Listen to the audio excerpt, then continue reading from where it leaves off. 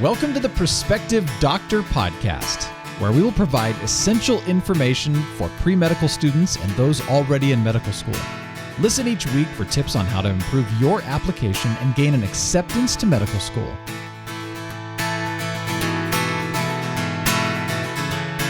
Hi, everyone. Thanks so much for joining me. It's Dr. Marinelli here. I know we've been away for a couple weeks, but I'm glad that you are here listening today.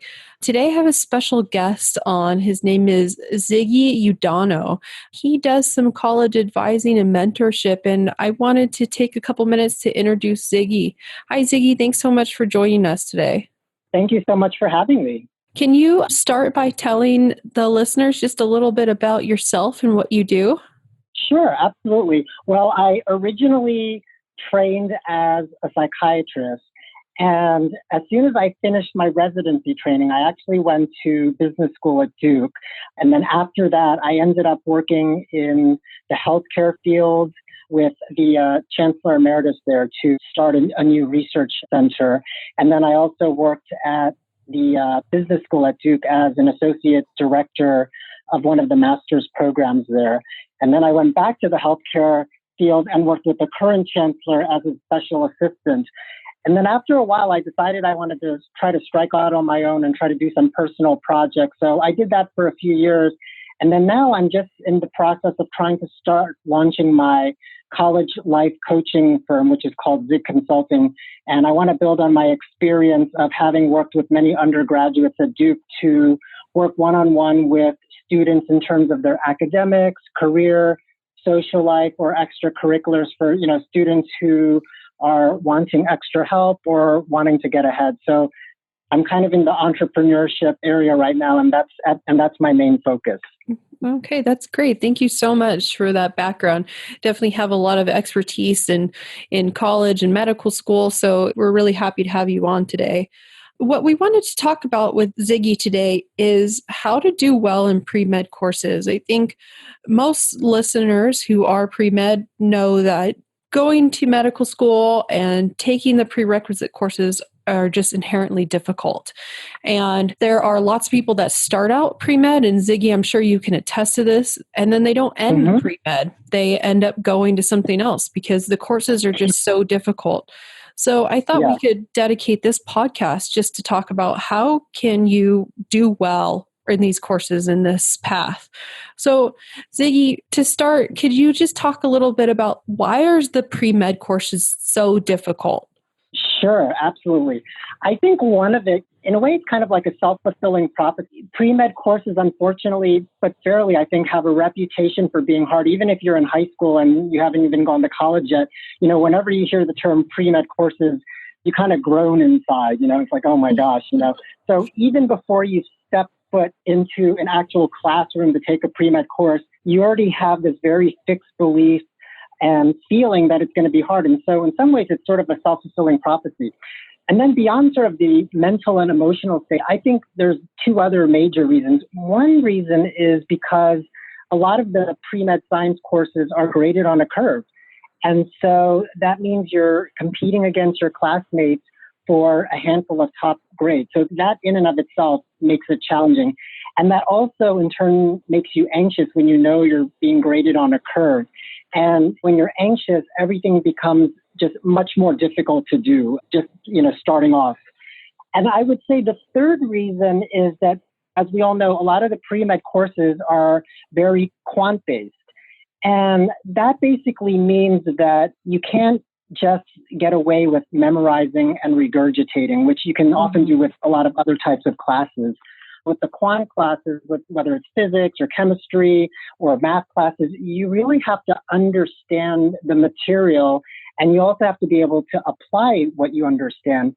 And that in turn means that it requires a lot more preparation than just memorizing and regurgitating. And I think this is where many students have a problem because they don't realize how much more preparation it takes, and then they sort of apply their old habits. And then in the end, they end up struggling. Yeah, and that's a great point. And I think it's something to keep in mind for people that are on this course is that you do really have to change your study habits. And you have to change those study habits, not just to get through undergrad, but to be successful in medical school too. Medical school is just, there's so much material, and the volume of material is just insane that you can't just memorize. You have to really form that understanding. So you're really developing these habits early on in undergrad to be successful in medical school. Absolutely. What do you think somebody who is maybe starting out and a lot of people are just getting going right now with college, which is pretty exciting. And there are some people that know, from the beginning that they want to do a pre-med path or major in some of the hard sciences. So what is some of your suggestions for someone taking like a general approach to plan and schedule their courses in order to do well? Yes, absolutely. The first thing I'll say is I was definitely the kind of pre-med in college who wasn't a science person at all. I wish I was a whiz kid when it came to the sciences, but I wasn't, basically. I had to work really, really hard to do well in the science courses. And so hopefully this will help a lot of students who are in a similar position, such as me. If you're a whiz kid and you're great at science, I say good for you. But for those of you who are more like me, what I would say, I think the first thing is really the key is to not take too many of the pre-med courses at any one time, basically. Yeah. Because one of the other reasons is because, as you know, along with the pre-med science courses, you have to take a lab with each of them. And at least for me, each lab course felt like a whole course in and of itself. It takes a lot of time and preparation. So the key, I would not take more than 2 science classes at any one time. And I was sort of reviewing, even though it's many, many years ago, how I took my pre-med courses. And what I did was, during my freshman year, I took biology and general chemistry. And then sophomore year, I took organic chemistry. And then my junior year, I took physics. And it ended up working out really, really well. I think it was spaced out well enough that I didn't feel overwhelmed by the pre-med courses.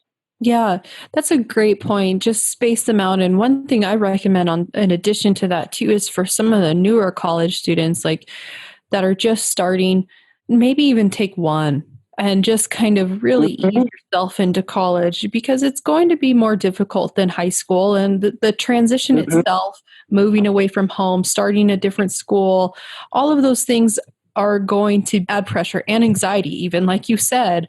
So if you start a little slower, I think that actually can really help you in the long run, because that's just going to be able to show that you're going to get the courses done. You'll have plenty of time to do that, but you're going to be able to be successful throughout the pre-med course, which is great.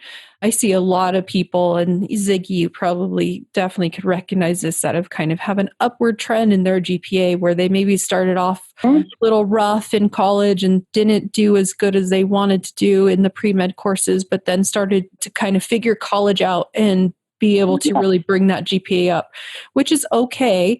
I've seen a lot of people with that trend still get into medical school and become very successful.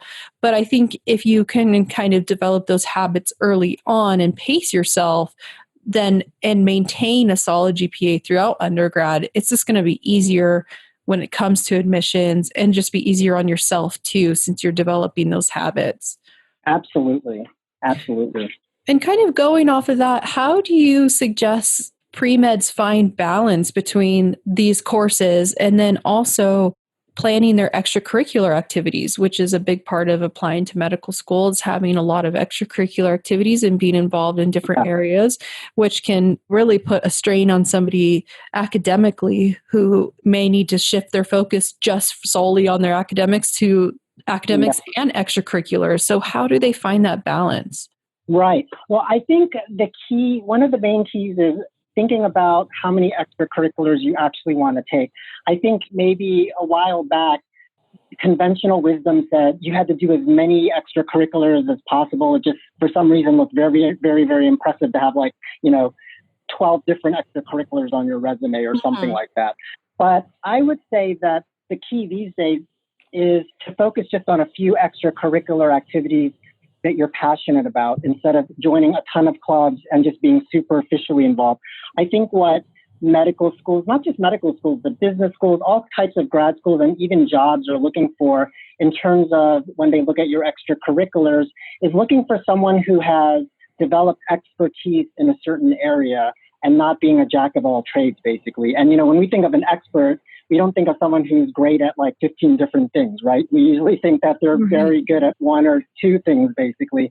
And so I think that mindset and approach needs to be applied to extracurricular. So I would just focus on a few that you're very passionate about. And then in terms of going in a little bit more depth about the extracurriculars, I think there's a few things to think about as you join an extracurricular activity, which is that you want to be involved for a few years. Longevity is important. If a grad school or a job sees that you can only be involved with an extracurricular a few months at a time, they're going to wonder about your ability to commit, and that's going to be a concern. Sure. I think the second thing, showing evolution while you're in the extracurricular. I used to advise a prospective healthcare club that I founded, and one of the things I noticed about the best members were that they were able to evolve. So some members would join as just a regular member, but by the time they were sophomores or juniors, they would, become secretary of the club, then vice president,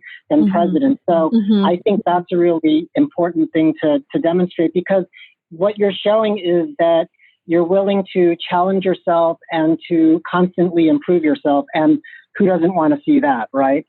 And then I would say the last thing, in terms of extracurricular is getting results. At the end of the day, whether you're in college or grad school or getting a job, it's about getting really good results. And one of the ways that med schools and jobs judge your ability to get results is how you've done in college. And, the two main things they look at are your academics and your extracurricular. So if you can demonstrate results, then you're off to a very good start. Yeah, and that's such a great point too, because having that longevity in a specific activity will more than likely, or at least set you up for the path of achieving a result in that extracurricular activity. And that could be getting a poster or a publication on a research activity, or if you are with like a free clinic or something long enough, maybe you've established some increased community outreach or something like that. So having that time spent in those activities, like you said, the evolution of your role, and then finally some results is definitely, I think, a very mature and a very professional approach on how to consider obtaining extracurricular activities and which ones to dedicate your time to. Because like you said, that's just going to show graduate schools, medical schools, that you're really able to commit and that you're able to make something happen and make change happen with your dedication. That's great. Thank you so much, Ziggy. I think we'll wrap up here, but this was very helpful. I know with a lot of people, as I said, starting college these next couple of weeks, this hopefully will help them kind of set them on the right course and get them thinking about things that they can be doing starting now in order to be successful as a pre-med or pre-health or pre-law, whatever it is that they're trying to shoot for.